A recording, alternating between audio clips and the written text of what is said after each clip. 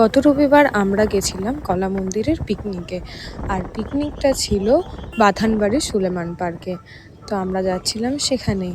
আর সকালবেলায় ভালোই ঠান্ডা ছিল। বেশ ঠান্ডার মধ্যে পিকনিক করতে আমরা যাচ্ছিলাম। এই বছরের প্রথম পিকনিক ছিল সেটাই আমাদের। তো এই সুন্দর রাস্তা দিয়ে আমরা যাচ্ছিলাম হচ্ছে বাথানবাড়ি। আর রাস্তায় যেতে যেতে দেখা হয়েছিল আমার মা বাবার সাথে। তারপর আমরা আমাদের লোকেশনে পৌঁছে গেছিলাম। এটাই ছিল আমাদের পিকনিক স্পট। তারপরে আমরা ব্রেকফাস্ট করে নিয়েছিলাম। ব্রেকফাস্টে ছিল মটরশুঁটির কচুরি, আলুর দম আর জিলিপি। আর এই দেখো তারপরে খাওয়া দাওয়া করে সবাই চলে গেছে নৌকার পাশে ফটো তুলতে।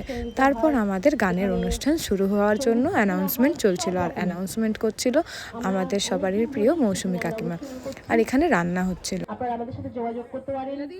আর সকলে বসে অপেক্ষা করছিল কখন গানের অনুষ্ঠান শুরু হবে। আর এটাই হচ্ছে আমাদের বনভোজনের পোস্টার। এই দেখো সকলে আমরা বসেছিলাম এখানেই। তারপরে গানের অনুষ্ঠান শুরু হয়ে গেছিল। প্রথমেই বাচ্চাদের দিয়ে গানের অনুষ্ঠান শুরু হয়েছিল।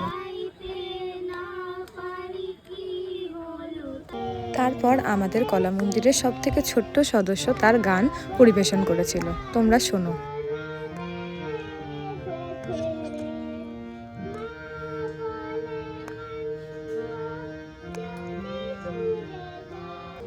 তারপরে এই সুন্দর গানটা আমাদের শুনিয়েছিল কণিকা দিদি। তারপর নাচে গানে বেশ ভালোই জমে উঠেছিল আমাদের পিকনিক।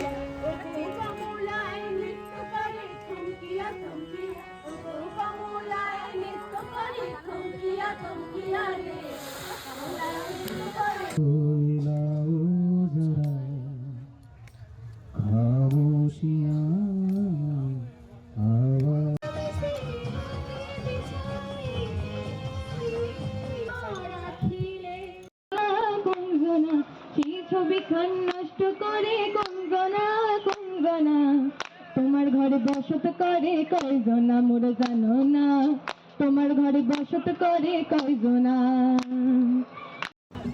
তারপর আমাদের গানের অনুষ্ঠান শেষ হয়ে গেছিল। আর তারপর শুরু হয়েছিল মিউজিক্যাল চেয়ার খেলা। তো এই দেখো সকলে মিলে মিউজিক্যাল চেয়ার খেলছিলাম।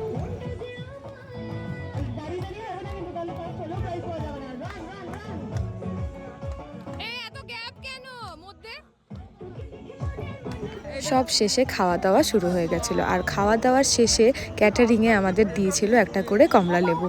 তারপর আমরা খাওয়া দাওয়া করে ঘরে ফিরে গেছিলাম।